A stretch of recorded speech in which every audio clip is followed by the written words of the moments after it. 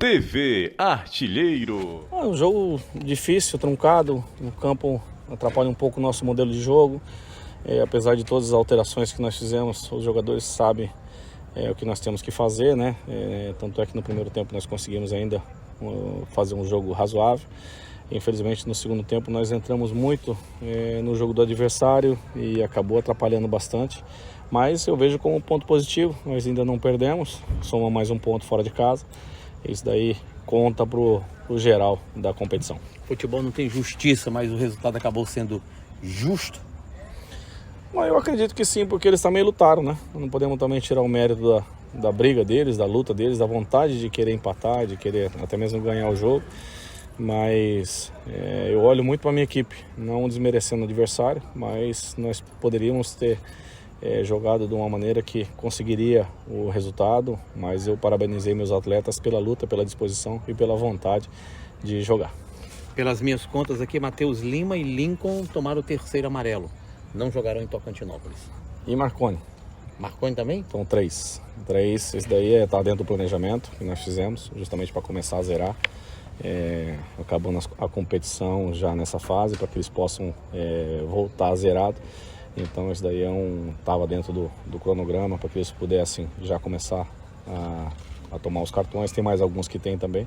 Então dentro disso nós vamos aos poucos zerando, porque o mais importante para a gente hoje é justamente essa fase decisiva que é do mata-mata.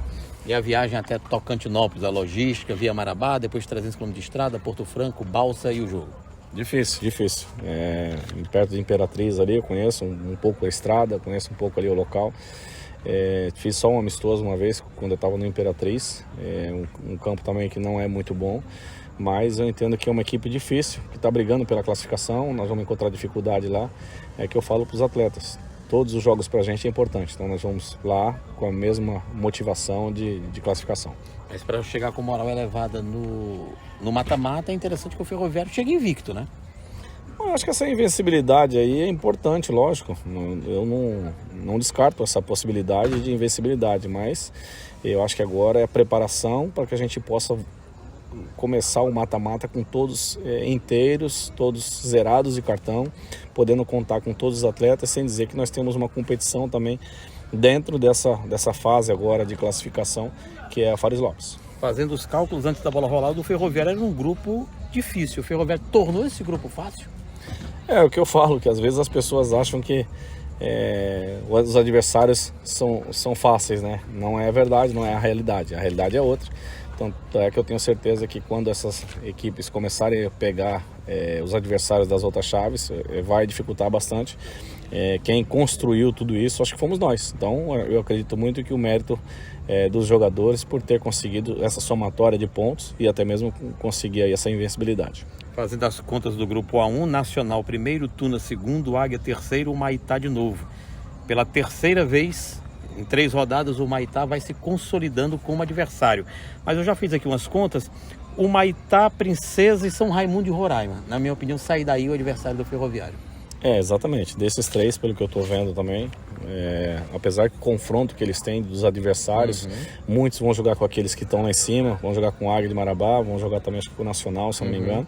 Então esse confronto nesses próximos 3 jogos aí, então não acredito que vai ter muitas alterações, talvez existam alterações do Roraima, né?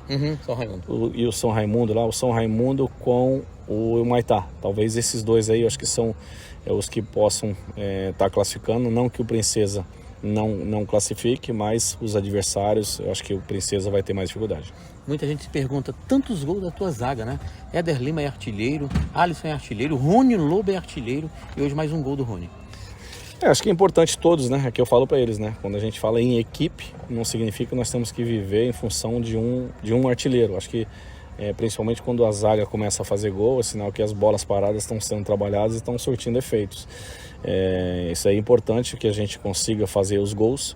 É lógico, os trabalhos de finalização com os atacantes existe, nós não podemos descartar essa possibilidade de continuar trabalhando com os atacantes, porque os gols, é importante que os atacantes façam também, mas o mais importante de tudo isso é a nossa vitória, as nossas conquistas de pontos, para que a gente possa chegar na fase de mata-mata, conseguindo aí tá inteiro e com o objetivo alcançado.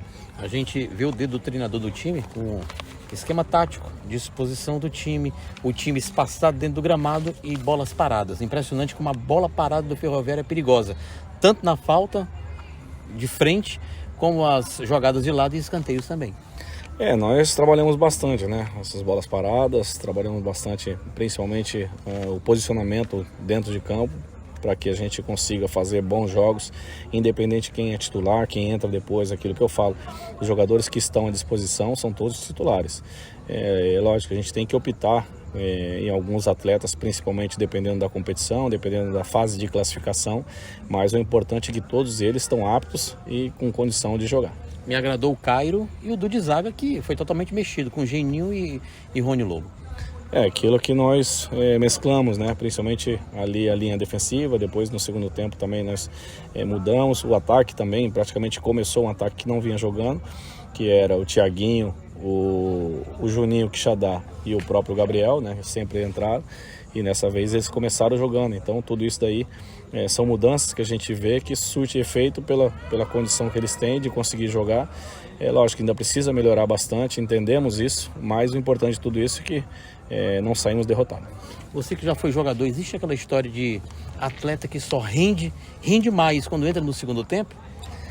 Às vezes sim, porque o adversário está cansado e aí você consegue jogar, você consegue se apresentar melhor, mas isso não significa que o atleta é de segundo tempo, né? Às vezes ele consegue desenvolver um pouco melhor porque ele entra descansado e o adversário às vezes está um pouco cansado, e aí você desenvolve um futebol diferente. Então eu entendo que facilita bastante para quando você entra um atleta inteligente que sabe usar os atalhos, ele acaba tirando proveito do desgaste do adversário. Mas isso não significa que ele só joga no segundo tempo. O jogador fica chateado no banco de reservas. Você ficava quando era jogador de futebol, não? É normal, é natural, por isso que eu dou oportunidade para todo mundo. Então, cada jogo a gente procura dar oportunidade, não só de começar jogando, mas entrando no jogo também. Então, tem jogo que a gente consegue colocar alguns jogadores, outros a gente não consegue. O Cairo, por exemplo, não vinha jogando, aí quando entra, consegue mostrar que está também na briga ali, para querer o espaço dele. Então isso daí que é o mais importante, mesmo o atleta ficando chateado de não entrar, que é normal, é natural, se ele aceitar, ele fica acomodado, acaba não conseguindo render. Então eu acho que esse respeito que existe de um para com o outro, até mesmo com a minha decisão, acho que isso daí que é o mais importante, que faz um grupo forte. Eu te pergunto, essa indefinição da Fares Lopes, tem jogo ou não tem quarta? Atrapalha, né, a programação do clube? Parece que tem jogo sim, tem. E realmente atrapalha, principalmente no desgaste dos atletas, por isso que a gente faz essa mescla, né? A gente procura dar oportunidade para todo mundo, porque interessa para a gente também a Fares Lopes, não podemos descartar a possibilidade de conseguir conquistar, principalmente calendário para o clube para o ano que vem. Então, quando tem os jogos, nós entendemos que temos que levar com seriedade e procurar desgastar o mínimo possível dos atletas, porque o acesso para a Série C para a gente é fundamental para esse ano. TV Artilheiro.